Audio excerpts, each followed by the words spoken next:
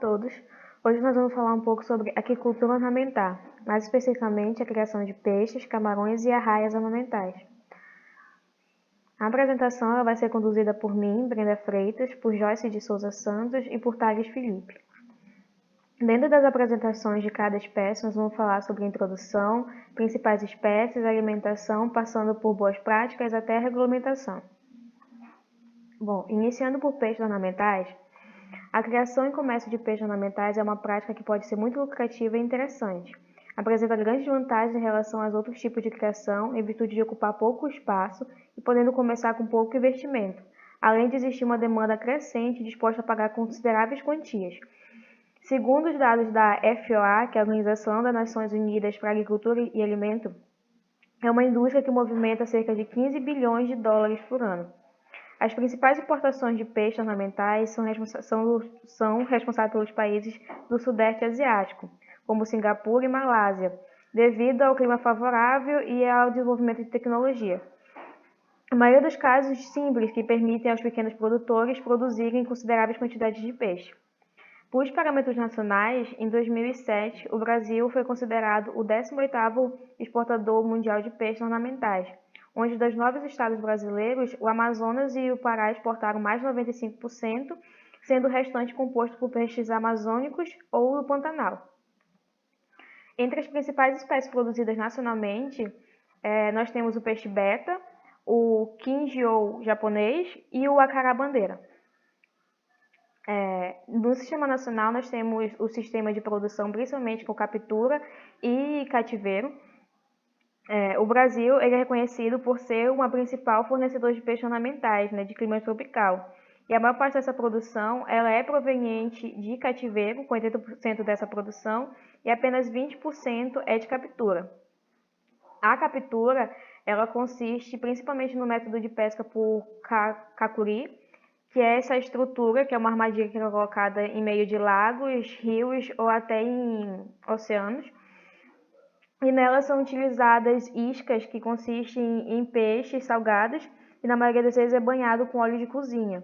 Entretanto, a maior recomendação desse método é justamente a substituição por iscas alternativas, que não sirvam de alimentação para o peixe, porque quando eles ficam se alimentando dentro desta estrutura, eles acabam ingerindo muitas coisas para o seu organismo e que dificulta o manejo que eles vão passar. Além disso, a alimentação prejudica a qualidade da água. Nesse tipo de sistema, depois da captura, o peixe vai passar pela triagem, que consiste na separação das espécies e no método do tamanho de interesse. Vai depois para o armazenamento, onde é necessário se atentar à lotação, além da boa qualidade da água e a necessidade mínima de manipulação. E por último, é o transporte, que deve sempre ser feito com delicadeza para evitar o estresse, pois os peixes não estão acostumados a grandes movimentações de água. O outro tipo de sistema é o sistema em cativeiro, que é justamente uma criação em um ambiente mais controlado. Dentro desses sistemas, nós temos duas divisões, que é a criação extensiva, que normalmente é utilizada para espécies de baixo valor, podendo ser empregadas em tanques feitos com materiais alternativos, entre eles lonas de piscinas, caixa d'água. Uma boa opção também é o uso de tanques escavados, exatamente iguais que aqueles que são utilizados na piscicultura convencional, só que menores. É importante que nesses tanques eles possuam uma boa impermeabilidade e que sejam materiais inertes para evitar a liberação de elementos tóxicos na água e que tenham baixo custo. Já a criação intensiva é um tipo de criação que é utilizado principalmente para espécies de alto valor comercial devido ao alto custo da instalação e ao espaço reduzido delas. Em geral, ela é feita em aquário dentro de pequenas estufas, mas também pode ser usada em baldes, caixas de água, bacias, entre outras. As estruturas onde elas podem ser armazenadas podem ser galpão, quarto, qualquer pequena estrutura que esteja coberta por plástico ou lona. Apesar da semelhança entre a criação convencional de peixes e a comercialização ornamental, a principal diferenciação dela é o cuidado com o bem-estar do animal. Para isso, eles têm 5 pontos que são de suma importância, que é a ausência de fome e de sede, a ausência de desconforto, a ausência de dor, ferimento e doenças, a ausência de medo e angústia e comportamentos normais pelo fornecimento de espaço suficiente pela companhia de peixes da mesma espécie. Isso porque o fornecimento de um bem-estar do peixe está relacionado a uma boa qualidade dele no destino final. Falando um pouco sobre a alimentação, apesar dos avanços nas pesquisas no Brasil e no mundo, a necessidade nutricional dos peixes ainda é pouco conhecida. Uma boa alimentação é muito importante para manter os peixes saudáveis e evitar o aparecimento de doenças. Um bom alimento ele tem que possuir nutrientes, vitaminas, além de ser fácil de digerir. Entre os nutrientes disponibilizados, a gente pode citar os aminoácidos, que são de suma importância vital para a vida dos peixes, porque é através deles que ocorre o crescimento, a reprodução e o fortalecimento do sistema imunológico e outras funções biológicas que os protegem das doenças. Podemos citar também os lipídios, que são chamados de gordura porque são fontes importantes de energias para o peixe, porque disponibilizam ácidos gráficos essencial, ao qual são bastante utilizados no processo de anabolismo. Também atuam como facilitadores da absorção de algumas vitaminas lipossolúveis. Além disso, a alimentação normalmente é feita por alimentos vivos ou rações secas. Entre os alimentos vivos, a gente pode citar a artemia, que é um dos alimentos vivos mais utilizados para peixes ornamentais. Ela pode ser comprada na forma de cistos, que devem ser ocasionadas em água salgada, com alta oxidação para fazerem a eclosão. Ela é usada tanto na fase larval quanto nas outras fases de reprodução do peixe. Outra que a gente pode citar é o zooplâncton, que é um composto de animais microscópicos de diversas espécies que surge nos tanques adubados. É um alimento de ótima qualidade e muitos peixes eles só são alimentados com esse tipo de alimento. Tanto que a gente conhece os zooplânctons como um alimento muito padrão. Quanto às rações ou alimentos secos, eles também são essenciais na produção, que apresentam funções de alimentos básicos na maioria dos sistemas, sendo os alimentos vivos apenas um complemento. Infelizmente, a gente ainda não tem uma comercialização padrão destinada à produção de alimentação dos peixes ornamentais. Por isso que, normalmente, os produtores eles fazem as suas próprias rações. Independente de qual seja a produção, é sempre necessário que os alimentos eles sejam de boa qualidade e muito bem balanceados.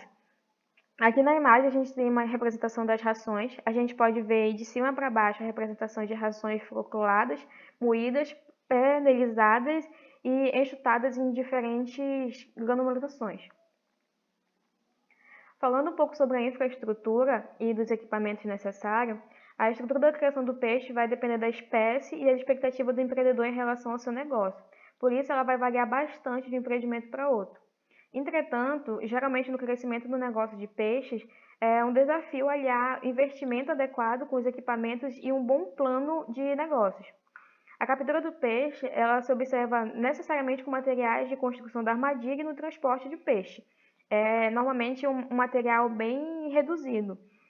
Enquanto para a criação em cativeiro, ela necessita de muito mais equipamento em decorrência de que tem mais organizações e sistemas para tornar possível essa criação, como sistema de aquecimento, filtro e irrigação. Entre esses equipamentos básicos, a gente pode citar desde barco a motor, ventrículos de carga, bomba d'água, compressor, roçadeiras, caminhões de mão, freezer, balança, termômetros e redes. Aqui na imagem a gente tem a expressão de bomba d'água, um misturador aerador e um moedor de ração, que é normalmente como os produtores fazem a sua própria ração, além de um alimentador autônomo, que não é tão comum nos tanques de produção, mas ele é bastante utilizado nas regiões norte e nordeste do país. Considerando as boas práticas, a gente tem alguns quesitos que têm que ser salientados dentro dessa produção. Dentro dessas práticas, a maior importância é a limpeza dos utensílios, porque quando eles não são devidamente limpos, eles podem ocasionar contaminação cruzada de doenças que vão causar fungos, vírus e bactérias e, consequentemente, eles vão prejudicar a saúde do peixe. Essa limpeza ela pode ser feita com água sanitária dentro de bacias e que são secadas no sol. Não é recomendada a utilização de sabão ou buchas ou qualquer tipo de material de limpeza convencional. Tá? A qualidade da água para a criação, ela pode ser proveniente de qualquer tipo de curso, poço, rede de abastecimento urbano ou lagos, desde que ela seja de uma fonte de origem de ótima qualidade e que atenda à necessidade de criação da espécie. Dentre essas qualidades, a gente cita a temperatura, né? Há dois tipos de peixes que são comumente criados, os tropicais e os de água fria. Para os tropicais, né, é recomendado uma temperatura em torno de 20 graus Celsius, e para os outros ela fica entre 28, 20 e 30. Já o pH, existem peixes que toleram diversos tipos de amplitude de pH, normalmente elas são situadas entre 6,5 e 7,5. Para a alcalinidade, é indicada uma quantidade de sais e cálcio presente na água. Isso porque ele afeta diretamente o pH e a manutenção desse pH no decorrer do rio. Normalmente, essa recomendação ela fica em torno de 200 mg por litro. Outro parâmetro importante é a presença de nitrogênio no ambiente. Isso porque quando ele muda de maneira drástica, ele pode formar anomalias nas brânquias e na urina e reduzir e causando a morte em massa dentro do cultivo. Relacionando um pouco sobre as doenças, a gente pode citar, do lado esquerdo a gente visualiza a virose primaveril, que está afetando uma carpa. Essa doença ela afeta principalmente a carpa e os bagres. Ela é introduzida nos criatórios por peixes em lugares infectados, o que se destaca na importância da quarentena, né, de manter esses peixes que vêm de outros cantos isolados. Essa doença ela só aparece quando a temperatura ela fica abaixo de 20 graus Celsius, e essa enfermidade ela pode ser observada em peixes inchados e com os olhos saltados. Já do outro lado, a gente observa o insítio, ou a doença do ponto branco, como a gente vê que o animal fica coberto desses pontos. Ele é causado por um parasita silício, que, sobretudo quando a temperatura da água baixa repentinamente. É caracterizado justamente pelo surgimento dessas manchas brancas sobre toda a superfície do peixe. Também é comumente encontrado em peixes que se afogam quando as plantas e nas pedras. Para a solução, nesse caso, é recomendado doses altas de sal. Em todos os casos, as formas de prevenção de doença normalmente é pela adição de 1 grama de sal por litro de água no aquário no momento da soltura dos animais. Falando um pouco sobre legislação, o IBGE ele tem feito várias tentativas de normalizar o comércio de peixes ornamentais, elaborando práticas tais como na normativa 1533/87, de 20 de dezembro de 1989, a qual foram regulamentadas a captura e a comercialização de apenas 50 espécies a fim de exclusivamente ornamentais. Posteriormente, os exploradores elaboraram uma lista que continha 76 espécies e reivindicaram a inclusão desta portaria vigente. De lá para cá, o IBGE disponibilizou várias portarias, entre elas o número 477 e a portaria 177, que são a inclusão de novas espécies dentro desta lista que podem ser comercializadas. Hoje, na verdade, hoje uma inclusão foi em 2005 e ela contava com mais de 180 espécies.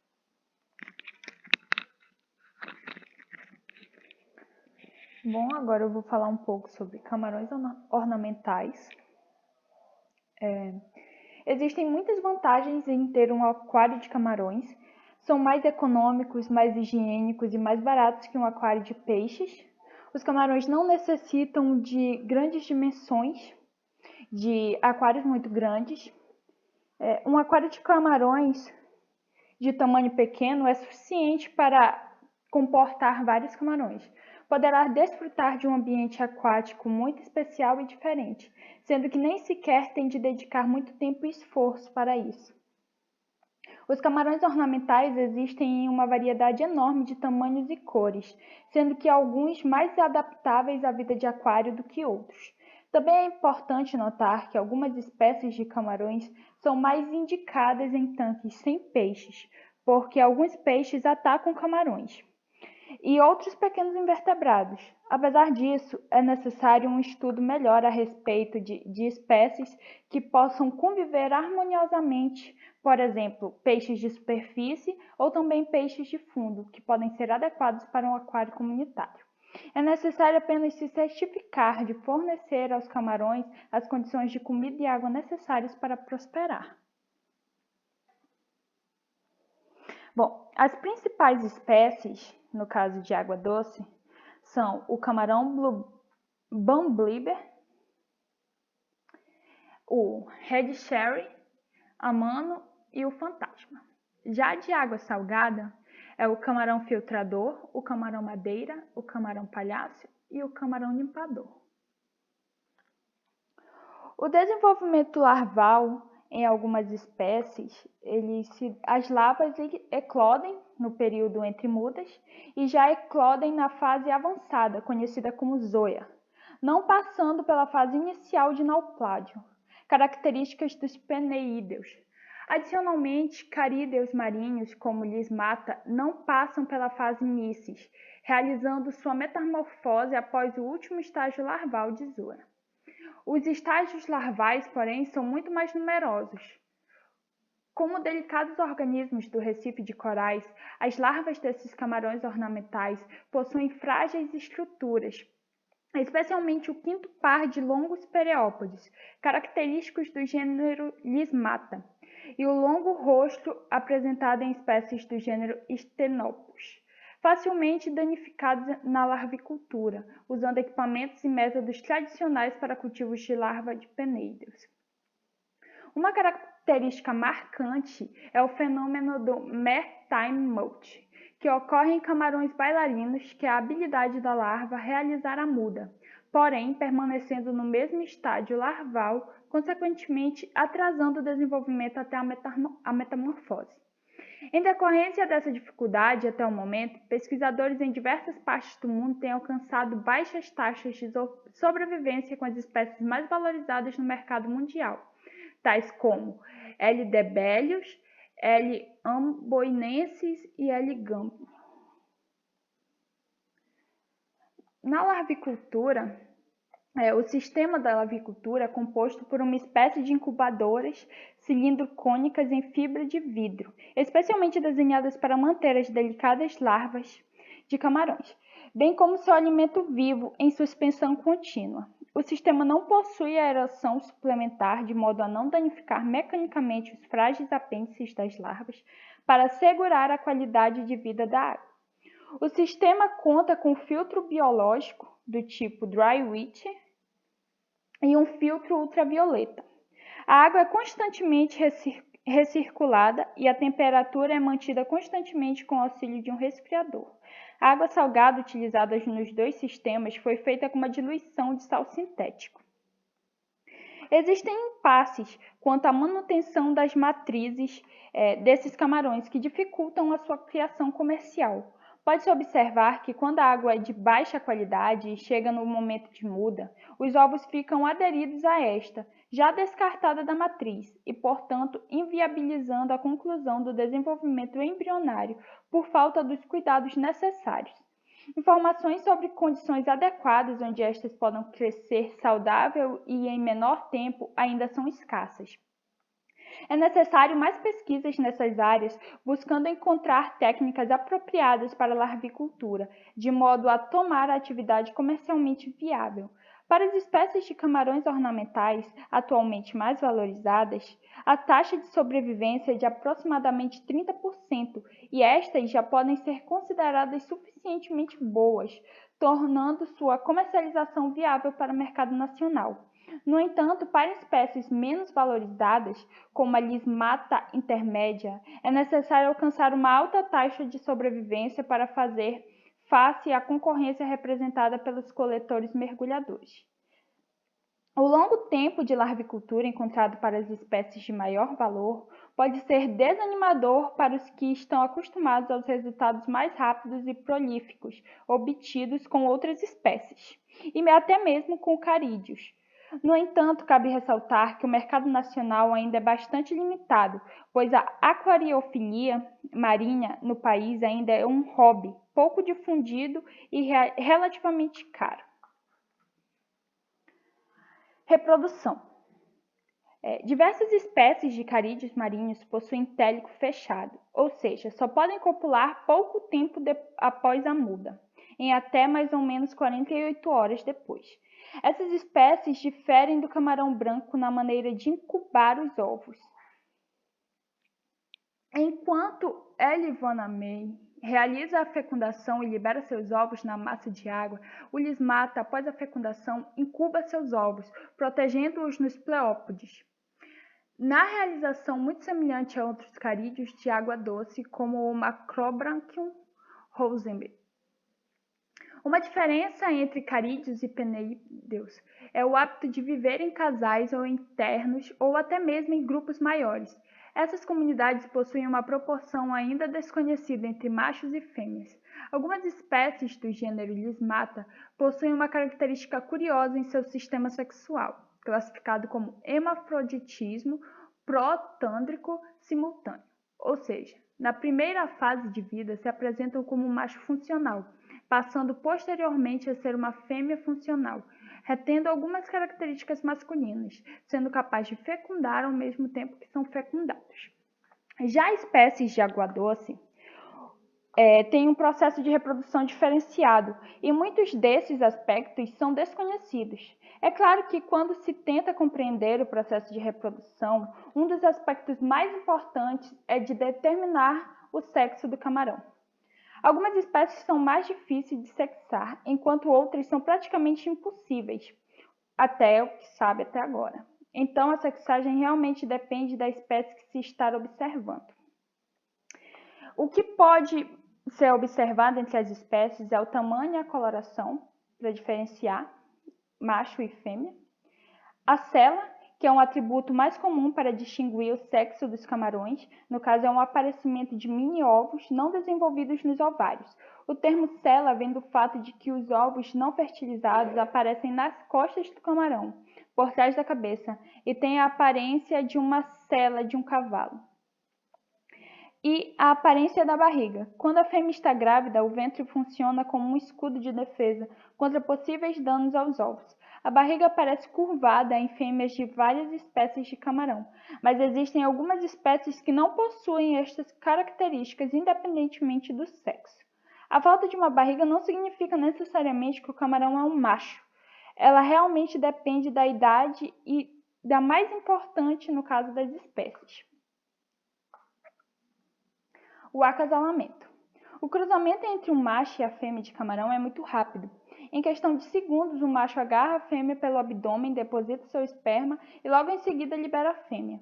As fêmeas possuem minúsculos ovos não desenvolvidos nos ovários, também conhecidos como a cela, como já foi dito.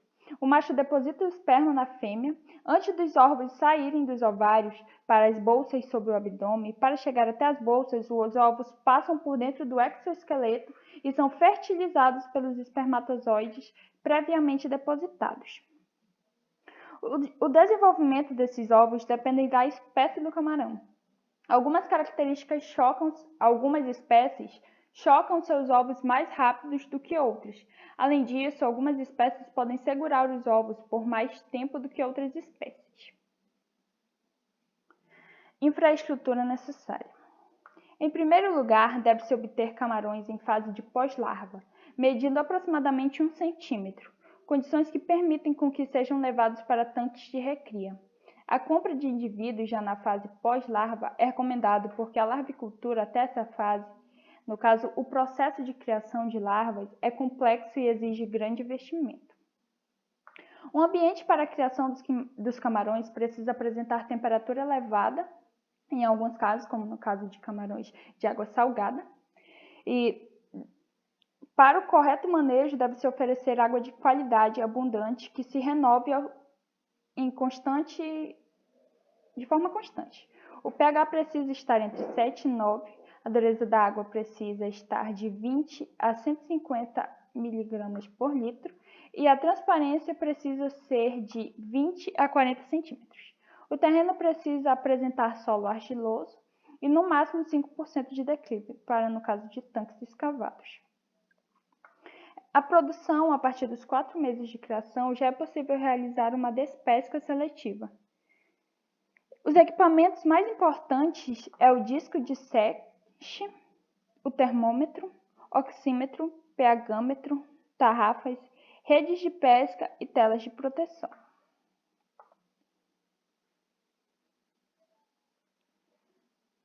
A qualidade da água. As águas provenientes de qualquer fonte que não forneça água deionizada possuem diversos elementos dissolvidos, como sais minerais e metais pesados, que muitas vezes podem fazer mal aos animais criados em aquários. Normalmente, o aquarista utiliza produtos destinados a tratar a água a ser utilizada no aquário, como o famoso anticloro, e o condicionador de água mais completo e, portanto, mais indicado. A água deionizada é água completamente livre de outras substâncias, isto é, apenas H2O. E mais nada dissolvido. É a apresentação mais pura da água, permitindo ao aquarista ter um controle total do que será adicionado ao aquário por meio da remineralização. A água deionizada, por si só, não deve ser usada no aquário, por ser pobre em minerais que os peixes e demais animais aquáticos precisam para sobreviver. Portanto, lembre-se sempre de remineralizar a sua água deionizada de acordo com o tipo de aquário que você deseja utilizar. O deionizador, como pode ser visto na imagem, consiste em 2 tubos por onde a água deve passar lentamente. O tubo menor contém pérlon e carvão ativado para remoção de partículas sólidas em suspensão e cloro. O tubo maior contém resina mista, uma resina que remove todos os íons presentes na água, deixando-a livre de substâncias dissolvidas. Existem ainda modelos com 3 estágios para quando a água vem muito suja, isto é, com bastante partículas em suspensão, a ponto de ficar turva, e também os aparelhos de osmose reversa. Alimentação. Os camarões são animais onívoros, ou seja, comem de tudo. Os camarões de aquário ficam nutridos com todo tipo de alimento. Em geral, se alimentam de resíduos animais, vegetais, escamas, artêmia, minhocas e até mesmo espinafres, cenouras ou ainda rações peletizadas e extrusadas de alta densidade.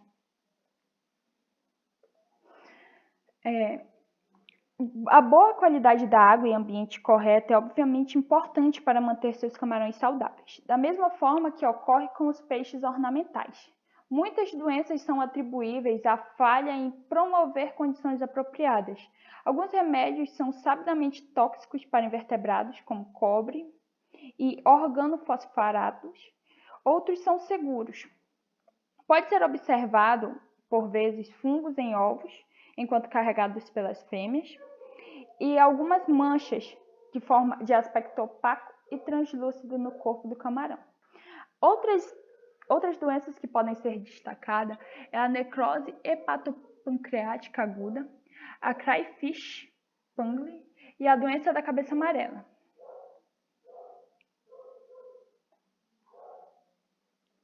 Bom, o transporte. Em geral, são transportadas as larvas, e estas devem ser transportadas em sacos plásticos resistentes, preenchidos com água dos próprios tanques de manutenção, para evitar choque de temperatura, pH ou qualquer outro parâmetro negativo. Pode-se colocar 200 pós-larvas de camarão por litro de água. No entanto, o ideal é manter a proporção de 1:3 de água para 2:3 de água, possibilitando que o oxigênio contido nas camadas gasosas se dissolva à medida que vai sendo consumido. Os cantos inferiores dos sacos plásticos devem ser presos com fitas adesivas para impedir que as pós-larvas fiquem retidas nestes. A temperatura da água deve ser diminuída para baixar o metabolismo e, consequentemente, reduzir sua atividade e necessidade respiratória. Os sacos devem ser acondicionados em caixa de isopor, cuja temperatura deve ser mantida entre 18 a 20 graus, para reduzir o metabolismo dos camarões durante o transporte. É importante que este transporte seja feito o mais rápido possível, em até 10 horas, para evitar o estresse que pode levá-los à morte. Acreditamos que camarões ornamentais podem ser um novo ramo da carcinicultura com potencial comercial. Hoje, os carídeos marinhos já possuem alguma importância econômica e podem ser cultivados em cativeiro. Arraias ornamentais. Principais espécies é a moturu, a espécie preta e a pintada. Encontrada na bacia da Amazônia, as arraias de água doce vêm sendo há mais de 3 décadas utilizadas como peixes ornamentais. Esses peixes cartilaginosos possuem um grande valor no mercado por conta de sua aparência rústica e devido ao grande padrão de policromatismo dorsal, que encarece o seu valor de mercado. Na reprodução, tem duas formas, a sexuada e a vivíparos. Sexuadas, as arraias ejetam os ovos fertilizados em cápsula, que se tornam rígidas quando entram em contato com a água. Meses depois, os alevinos emergem da cápsula como uma miniatura de seu genitor. Os vivíparos, o embrião se desenvolve no interior do corpo da fêmea e se alimenta de amplo saco vitelínico. Este tipo de gestação leva 3 meses, sendo que os neonatos ficam de 4 a 5 dias sob a fêmea. Os pais adultos de arraias não costumam predar seus filhotes, mas devem ser retirados com segurança. As boas práticas. O aquário deve ter um bom comprimento, uma largura desejável e ser acrescentados substratos arenosos macios. Requeridos de decorações podem ser utilizadas, mas com moderação, deixando espaço livre para as nadadeiras. O pH ideal fica entre 6 e 7,4. O sistema de filtragem do aquário deve ser impecável, principalmente a filtragem biológica, devido à quantidade de resíduos que os peixes produzem. A manutenção do aquário requer muito cuidado, embora seja um animal manso, poderá lançar uma picada como meio de defesa. O ferrão costuma ser trocado a cada 6 meses, ou pode surgir um novo em pouco tempo, assim que o original for utilizado. A sua alimentação. Em ambiente natural, alimenta-se de peixes e invertebrados, incluindo os vermes, moluscos e crustáceos. Em cativeiros, dificilmente ele aceitará alimentos secos, devendo ser fornecidos alimentos vivos e outros alimentos alternativos como filé de peixe, de água doce, camarão, minhocas, entre outros. São animais com alta taxa metabólica, devendo ser alimentados frequentemente, daí a necessidade do aquário possuir uma filtragem excepcional. Não pode ser dado como alimento para ele carne como coração de boi ou frangos, pois alguns dos lipídios contidos nestas carnes não podem ser adequadamente metabolizados pelo peixe e pode causar excesso de depósito de gorduras e degeneração dos organismos. A sua densidade, quantidade de animais por tanque fica proposto entre 20 animais em tanques de aproximadamente 5.000 litros. E os animais devem apresentar a largura do disco variando entre 16 a 26 centímetros. O seu transporte. Para transporte, é necessário que tenha feito a emissão da Guia de Trânsito Animal, especificado para animais aquáticos juntamente com o órgão responsável, o IBAMA. As embalagens para transportes de arraias de água doce deverão obrigatoriamente permitir a visualização dos animais para efeito de fiscalização, exceto no caso de embalagens externas, tais como caixas de papelão e isopor. Além disso, devem apresentar em sua área externa, de maneira visível, qualquer transporte interestadual ou internacional de arraias de água doce que estiver desacompanhado da guia de trânsito de arraias de água doce, a licença de importação ou registro de exportação deverá ser considerado o objeto como pesca proibida. Regularização do empreendimento. Os empreendimentos que têm como atividade a comercialização e manejo de recursos aquáticos vivos devem solicitar o seu licenciamento ambiental junto à Secretaria de Meio Ambiente por meio de requerimento, apresentando a descrição do manejo e da infraestrutura e assim podendo formalizar termos de compromisso ambiental.